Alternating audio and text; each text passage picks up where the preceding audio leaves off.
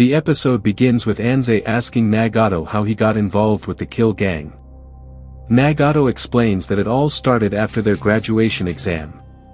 While heading home, he saw some boys beating up a guy and stealing his wallet. At first, he thought of ignoring it and walking away, but he couldn't take it and asked them to stop and return the guy's belongings.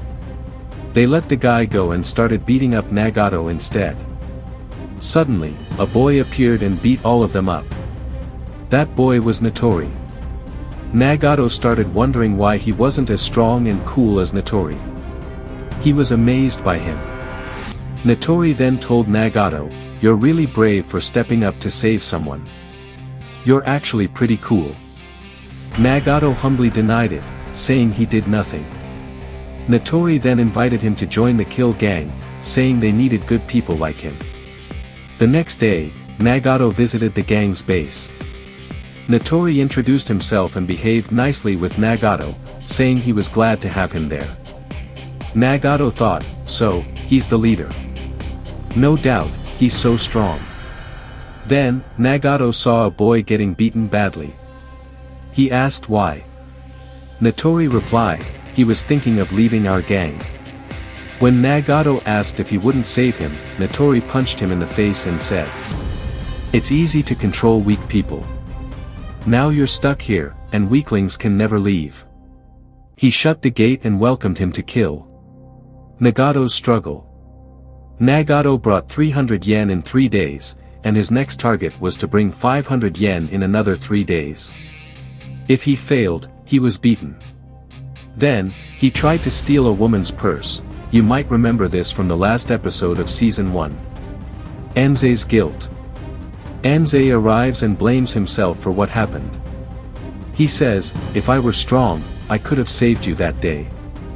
Nagato replies, "Even if you had, I wouldn't have come with you. A guy like me, who's done such bad things, can't be with someone like you. I always wanted to be like you. I joined the team to get closer to you, but I never became as strong and cool as you." Anze hugs him and says, "Are you crazy? What are you saying? Remember how even when you got hurt as a kid, you never cried. You always smiled. You've always been strong and cool." Nagato hugs him back and starts crying.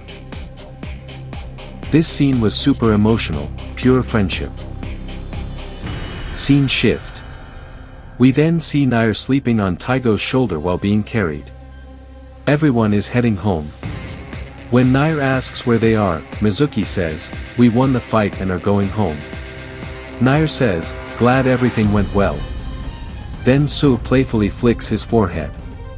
Nair asks, "Why did you hit me?" Sue says, "Where did you go during the fight? How could you be so careless? What if something happened to you?" Nair apologizes. Taigo thanks him for calling the upperclassmen for help. Thanks to him, everyone made it back safely. Nair asks about Sakura, who's walking slowly behind. He tells Sakura, "I'm glad you're okay." Sakura replies the same but says, "You should take care of yourself." Nair tells him he's impressive, being a new great captain, helping everyone, and leading the team. He thanks him. But Sakura is angry, saying, "There's nothing impressive about me. I couldn't even handle the situation myself. We needed help from second years. What kind of great captain am I?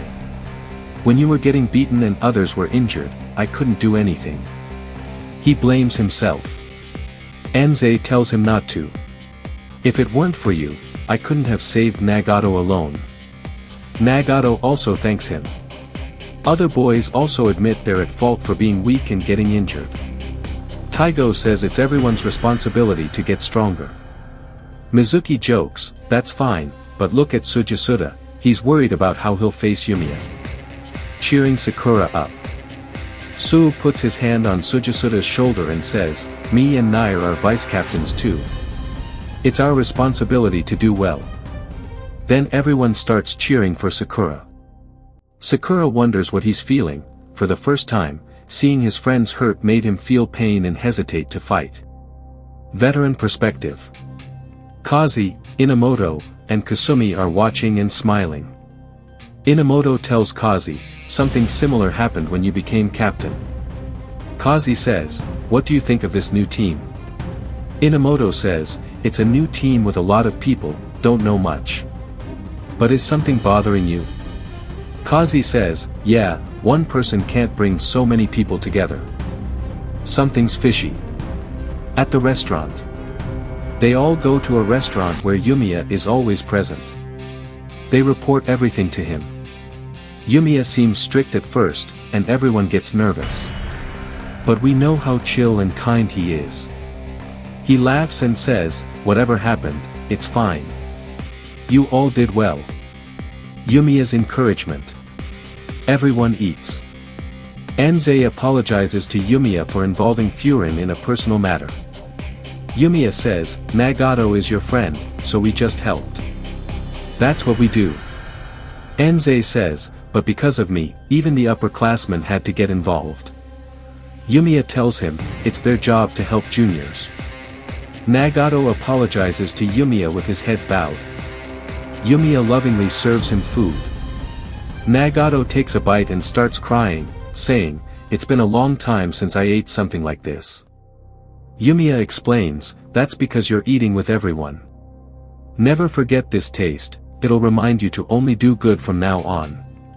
What you did can't be erased, but you can still take a new step forward. Everyone smiles and starts eating. Sakura still sad. But Sakura remains sad. Yumia asks, what happened now?